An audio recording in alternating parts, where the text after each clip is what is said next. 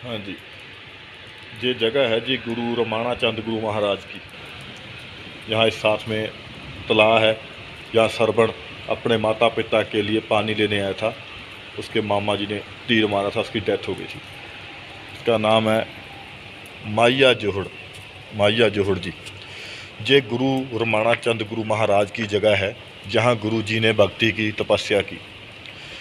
बहुत पुराने समय की बात है, जहाँ गुरु जी आए। जब गुरु जी आए तो क्या हुआ, जहाँ देखते एक माँ खाना बना रही है, रोटियां बनाती है, कभी हंसती है तो कभी रोती है। मैं थोड़ा शॉर्टकट में कर देगा। तो कभी हंसती है तो कभी रोती है। तो गुरु महाराज जी बोले, बेटा क्या हुआ, कभी हंसते हो कभी रोते हो। बेटियां हंसती अच्छी लगती हैं, तो खुश हो गई, बहुत हंसी, खुश हो गई। हंसते हंसते क्या हुआ कि आँख से आंसू आने शुरू हो गए। तो गुरु महाराज जी बोलते, बेटा रोने का नहीं है, हंसते हो, अच्छे लगते हो, मगर रोते क्यों हो। बोलती माँ, बोलती है, अभी मेरा जो बेटा है ना, ये बेटा देखो, ये मेरा बेटा बहुत सुंदर है, बहुत अच्छा है, बहुत जवान है। महाराज जी बोले, अच्छी बात है, माँ को बेटे के ऊपर गर्व होता है, अच्छी बात है, खुश रहो। तो रोते क्यों है। जहाँ उस समय एक राक्षस था जिसका नाम था माइया।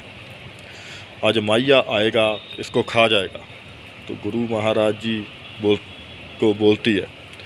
तो गुरु महाराज जी बोले, चलो देखते हैं, उसको आने दो। जब उसका समय आया तो गुरु महाराज जी बोले, जो पाँव में डालते ना, खड़ावा होती हैं लक्कड़ की, बहुत बंदे को मालूम होगा, देखा होता है, किसी को नहीं भी मालूम होगा। लक्कड़ की खड़ावें होती हैं, पाँव में डालते हैं। गुरु महाराज जी ने जहाँ अपनी वो खड़ावें खोल दी, जब खोल दी तो बोले, बेटा इसको पार नहीं करने का। माइया आया, उसका भोजन था, वो बेटा उसका आगे कर दिया माँ का। तो उसको बोलता है, आ जाओ।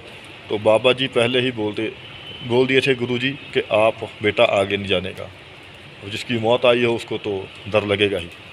तो थोड़ा वो चला तो गुरु महाराज जी ने आवाज़ दी, भक्ति कर रहे हैं, बेटा क्या बोला था। तो क्या हुआ, वो रुक गया। तो मैया को गुस्सा आया। तो मैया जब उसको खाने के लिए आगे पाँव उठाया तो क्या हुआ, जो गुरु जी की खड़ा में थी ना, उसके सर पे डग डग डग डग डग डग, जैसे नगारे के ऊपर घंटे बजते हैं ना आरती के टाइम में, ऐसे होना शुरू हो गया। तो उसका जो दिमाग था वो हैंग हो गया। तो वो अपनी जान बचा के, उसको कुछ दिमाग में काम नहीं किया, तो वो भागा, जहाँ से चला गया। थोड़ा बाद में वो फिर आया, फिर सेम कहानी वही हो गई। या फिर सेम कहानी वही हुई। फिर वो ऐसे करते करते कभी किसी बाजू से आता है, कभी किसी बाजू से आता है, मगर उसको वही सेम जो खड़ा में ऑटोमेटिक ऊपर जाके उसके दे के राक्षस के सर पे बैठती हैं। 6 महीना तक तकरीबन सुनते हैं कि इनका बाबा जी से ऐसा युद्ध बोलो या लड़ाई हुई। तो बाद में वो माइया हार गया, बोलता है, गुरु महाराज जी मेरे को माफ़ कर दो।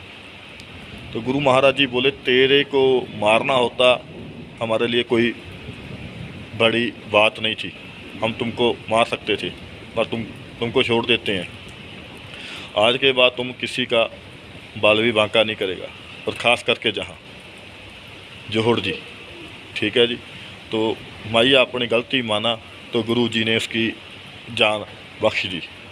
ठीक है जी। जहाँ 1 साल बाद चाला आता है सर्दी के मौसम में, तो ये जो साथ में तालाब आप दिखाई दे रहा है, जहाँ सरवण था अपने अंधे माता पिता के लिए जो तीर्थ करवा रहा था, पानी लेने आया था, तो इसके साथ में ही है, गुरु जी के चरणों में इसकी जगह है। ठीक है जी। तो ऐसे तो उस पर मामा ने इसको तीर मारा सरवण को, तो सरवण के प्राण निकल गए थे, जहाँ उसकी डेथ हो गई थी। ये हिस्ट्री है, ये कुमारहट्टी। ठीक है जी। सोलन डिस्ट्रिक्ट कुमारहट्टी से को 12 किलोमीटर नाहन रोड के ऊपर स्थित है। वो ऊंचा नीचा बोल रहा है, कोई गलती गुरु महाराज जी मेरे को माफ़ करें, आप लोग भी माफ़ करने का